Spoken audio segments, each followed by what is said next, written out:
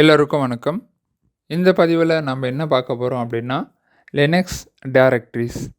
இப்போது டைரக்டரி அப்படின்னா என்ன அப்படின்னா, நம்ம விண்டோஸ் ஓஎஸில் ஃபோல்டர் அப்படின்ற ஒரு விஷயம் இருக்கும், சரிங்களா?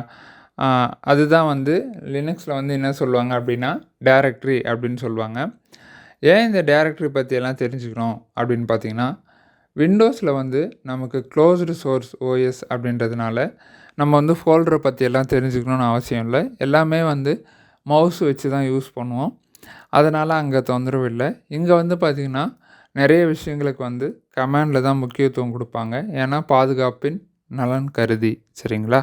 ஸோ அப்போ இதில் நம்ம என்ன பண்ணணும் அப்படின்னா, டைரக்டரிஸ் பற்றி கண்டிப்பாக தெரிஞ்சிருக்கணும், சரிங்களா? ஸோ நான் இப்போ இங்கே என்ன பண்ணியிருக்கேன் அப்படின்னா, இங்கே எல்எஸ் அப்படின்ற ஒரு கமாண்டை நம்ம போட்டிருக்கோம், சரிங்களா? இந்த எல்எஸ்ன்ற கமாண்ட் பார்த்திங்க அப்படின்னா, ஒரு ஃபோல்டருக்குள்ளே என்னென்ன இருக்குது அப்படின்றது எல்லாத்தையும் காமிக்கிறதுக்காக.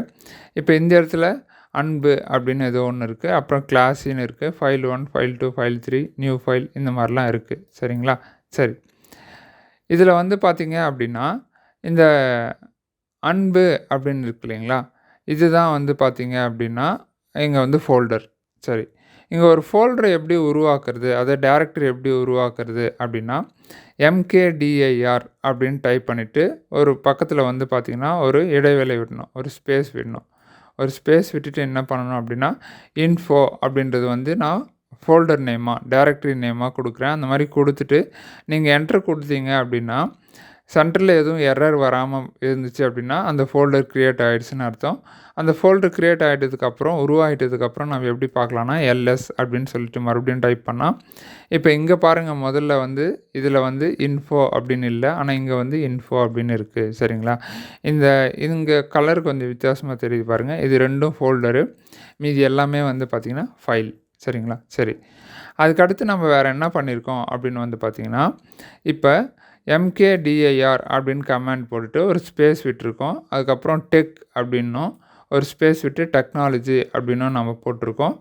இப்போ என்ன ஆயிருக்கு அப்படின்னு பார்த்திங்கன்னா, நம்ம மறுபடியும் எல்எஸ் அப்படின்ற கமாண்டை எக்ஸிக்யூட் பண்ணி பார்க்கும்போது, இப்போ டெக் அப்படின்னு ஒரு ஃபோல்டரும், டெக்னாலஜி அப்படின்னு ஒரு ஃபோல்டரும் இங்கே உருவாயிருக்கு. அதாவது mkdirன்னு கமாண்ட் கொடுத்துட்டு அது பக்கத்தில் நம்ம எத்தனை பெயர்கள் கொடுக்குறோமோ அத்தனை ஃபோல்டர் உருவாகும், சரிங்களா? ஸோ இது பார்த்திங்கன்னா மல்டிப்புள் ஃபோல்டரை ஒரே முறை க்ரியேட் பண்ணுறதுக்கான ஒரு கமாண்டாக கூட நம்ம இதை பயன்படுத்திக்கலாம், சரிங்களா?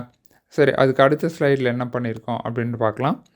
இங்கே பார்த்திங்க அப்படின்னா, இப்போ எல்எஸ் அப்படின்னு போட்டுட்டு நம்ம என்னென்ன ஃபோல்டர்லாம் இருக்குது, ஃபோல்டருக்குள்ளே என்னென்ன கண்டென்ட் என்னென்ன மொத்தம் இருக்குது அப்படின்றத பார்த்துட்டோம். அதுக்கு அடுத்தது பார்த்திங்கன்னா mkdir ஒரு ஸ்பேஸ் விட்டுட்டு இங்கே டபுள் கோட்ஸ் இருக்கு இல்லைங்களா, டபுள் கோட்டுக்குள்ளே நம்ம என்ன பண்ணியிருக்கோம்னா கிரிப்டோ கரன்சி அப்படின்ற ஒரு வார்த்தையை யூஸ் பண்ணியிருக்கோம். இப்போ என்ன ஆயிருக்கு அப்படின்னா, இது ஒரே ஒரு ஃபோல்டராக க்ரியேட் ஆகிருக்கு. அதாவது நீங்கள்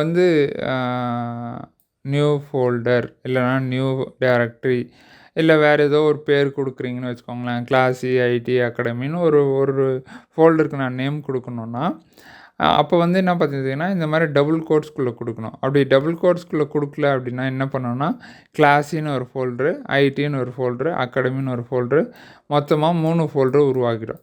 அதே நான் டபுள் கோட்ஸ்குள்ளே கொடுத்தேன்னா ஒரே ஃபோல்டருக்கு அந்த பேரை கொடுத்துரும், சரிங்களா? ஸோ இந்த மாதிரி ஒரு முறையிலையும் நம்ம என்ன பண்ண முடியும்னா ஃபோல்டரை டைரக்டரியை உருவாக்க முடியும், சரிங்களா?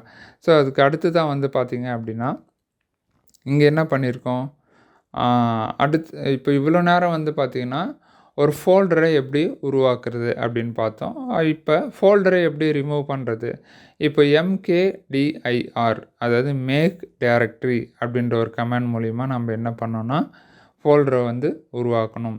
இந்த இடத்துல பார்த்திங்கன்னா rmdir அதாவது டைரக்டரி ரிமூவ் பண்ண போகிறோம், சரிங்களா? rmdir ஒரு ஸ்பேஸ் கொடுத்து அந்த ஃபோல்டர் நேம் என்னவோ, அந்த பெயர் என்னவோ அந்த பெயரை இங்கே கொடுக்கும்போது அந்த இது என்ன ஆகும் அப்படின்னா அந்த ஃபோல்டர் ரிமூவ் ஆகிடும். இப்போ இங்கே இந்த அன்பு அப்படின்றது இருக்குது, நம்ம வாழ்க்கையில் இது ரிமூவ் பண்ணக்கூடாது.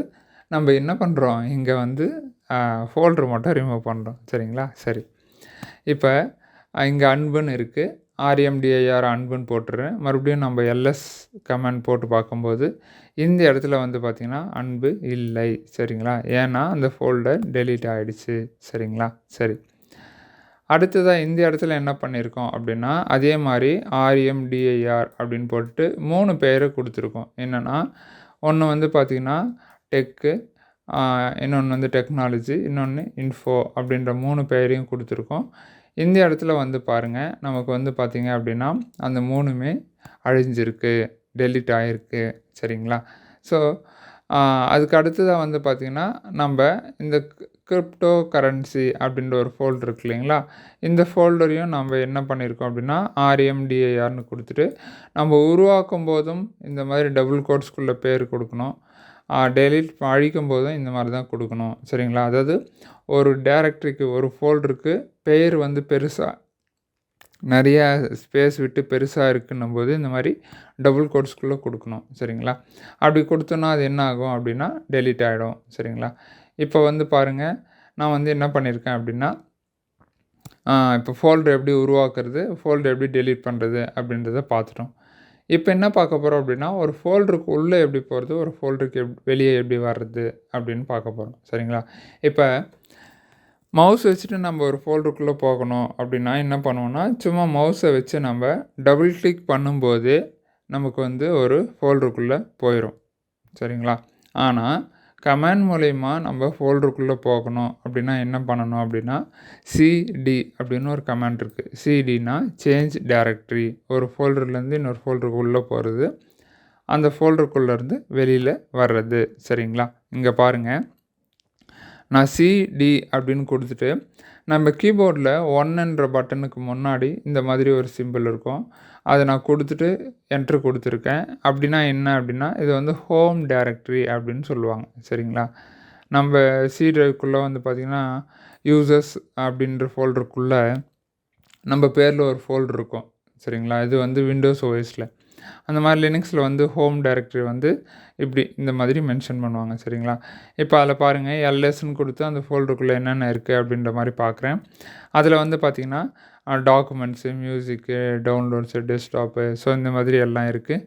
இதுதான் வந்து ஹோம் டைரக்டரி. சரி, இப்போது நான் ரூட் டைரக்டரிக்கு போகணும் அப்படின்னா இப்போ பாருங்கள், சிடி கொடுத்து ஒரு ஸ்பேஸ் கொடுத்து ஒரு ஸ்லாஷ் கொடுத்ததும் ரூட்டுக்கு போயிடுச்சு. ஸோ ரூட்டில் நமக்கு பின்னு, ஹோமு, டிஇவி, ரன்னு இந்த மாதிரி எல்லாம் காமிக்குது. சரிங்களா? சரி, இப்போ ஒரு ஃபோல்டருக்கு உள்ளே எப்படி போகிறது, ஒரு ஃபோல்டருக்குள்ளே வெளியே எப்படி வர்றது அப்படின்றத பார்க்கலாம். இங்கே நான் என்ன பண்ணியிருக்கேன்னா, ஃபஸ்ட்டு பிடபிள்யூடி அப்படின்றத நம்ம போட்டிருக்கோம்.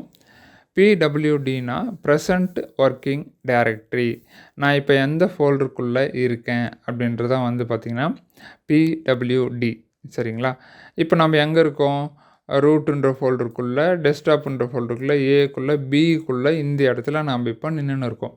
இப்போ என்ன பண்ணுறோம் அப்படின்னா, நம்ம ஒரு ஃபோல்டரில் விட்டு வெளியே போனோம். இப்போ பிலேருந்து ஏக்கு போனோம் அப்படின்னா சிடி ஒரு ஸ்பேஸ் கொடுத்து ஒரே ஒரு டாட் கொடுத்திங்கன்னா இந்த ஒரு ஃபோல்டர் விட்டு வெளியே போவோம்.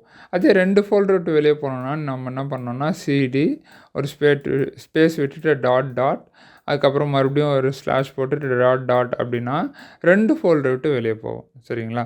இதெல்லாம் நீங்கள் வந்து என்ன பண்ணணும், பயிற்சி பண்ணி பார்க்கணும். சரிங்களா? நான் வந்து அப்படியே சொல்லிட்டு வரேன். இது நீங்கள் பார்க்குறது மட்டும் இல்லாமல் பயிற்சி பண்ணால் மட்டும்தான் உங்கள் மனசில் பதியும். சரிங்களா? அதனால் நீங்கள் என்ன பண்ணுங்கள், லினக்ஸ் ஓஎஸ் உங்களுடைய கணினியில் அப்படியே புகுத்திக்கிட்டாலும் சரி, இல்லை விர்ச்சுவல் பாக்ஸ் மாதிரி ஓப்பன் சோர்ஸ் சாஃப்ட்வேர் இருக்குது, அந்த மென்பொருள் வச்சு புகுத்திக்கிட்டாலும் சரி, அப்படி இல்லைன்னா ஆன்லைன்லேயே வந்து பார்த்திங்கன்னா இணையதளத்திலே வந்து பார்த்திங்கன்னா ஆன்லைன் டெர்மினல் அப்படின்னு போட்டிங்கன்னா இந்த டெர்மினல்லாம் ஓப்பன் ஆகும். ஆனால் அதில் எல்லாம் முழு ப்ராக்டிக்கலும் பார்க்க முடியாது, முழு பயிற்சியும் செஞ்சு பார்க்க முடியாது. ஓரளவுக்கு பார்த்துக்கலாம். அதுலேயும் நீங்கள் வந்து முடிஞ்ச அளவுக்கு பயிற்சி பண்ணலாம். சரிங்களா? சரி, இப்போ நான் என்ன பண்ணுறேன் அப்படின்னா மறுபடியும் சிடி ஸ்லாஷ் அப்படின்னு கொடுக்குறேன். அப்போ என்ன ஆகுது அப்படின்னா இது ரூட்டுக்கு போயிடுது. இப்போ பிடபிள்யூடி நான் எங்கே இருக்கேன் அப்படின்னு கேட்கும்போது நீங்கள் ரூட்டுக்குள்ளே இருக்கீங்க அப்படின்னு நான் சொல்லுது. அதாவது லினக்ஸ் பயன்படுத்துறதுக்கு எல்லாமே பயப்படுவாங்க, எல்லாருமே யோசிப்பாங்க. ஆனால் லினக்ஸ் பயன்படுத்துறது வந்து பார்த்திங்கன்னா பயப்படக்கூடிய விஷயமே இல்லை. நம்ம எழுத்துப்பூர்வமாக அதுக்கு ஒரு விஷயத்த சொன்னால் அது வந்து செஞ்சு கொடுக்குது, அவ்வளோதான். சரிங்களா? நம்ம சரியாக சொன்னால் சரியாக செய்யும், அவ்வளோதான். இப்போ என்ன பண்ணுறேன்னா சிடின்னு கொடுத்துட்டு ரூட்டுக்குள்ளே டெஸ்க்டாப்புக்குள்ளே ஏக்குள்ளே பி, அதாவது நம்ம எங்கே இருந்தோமோ அந்த இடத்துக்கு மறுபடியும் நான் போயிடுறேன். அதுக்கு என்ன பண்ணியிருக்கேன் பாருங்கள், சிடி கொடுத்துட்டு ஒரு இடைவெளி விட்டு /ரூட்டுன்னு கொடுத்து /டெஸ்க்டாப் கொடுத்து /a/b அப்படின்றத கொடுத்துட்டேன். அது இப்போ எங்கே போயிடுச்சு அப்படின்னா ரூட்லேருந்து நேராக அந்த பி அப்படின்ற ஃபோல்டருக்குள்ளே போயிடுச்சு. சரிங்களா? அதாவது ஒரு ஃபோல்டருக்குள்ளே போகிறதும் ஒரு ஃபோல்டர்லேருந்து வெளியே வர்றதை பற்றியும் நம்ம இங்கே பார்த்தோம். ஸோ இந்த பதிவில் நம்ம என்ன பார்த்தோம் அப்படின்னா, ஒரு ஃபோல்டரை எப்படி உருவாக்குறது, ஒரு ஃபோல்டரை எப்படி அழிக்கிறது, அந்த ஃபோல்டருக்கு உள்ளே எப்படி போகிறது, ஃபோல்டருக்கு உள்ளே இருந்து எப்படி வெளியே வர்றது அப்படின்றத பார்த்தோம். அதாவது 4 கமாண்டை பார்த்தோம். சரிங்களா? முக்கியமான கமாண்டுகள் 4 கமாண்டுகள் mkdir, rmdir, அதுக்கப்புறம் cd அப்படின்ற சேஞ்ச் டைரக்டரி பார்த்தோம்.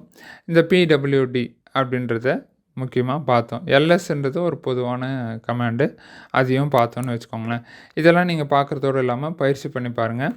அடுத்த வீடியோவில் இன்னொரு புது விஷயத்தோடு சந்திப்போம். நன்றி.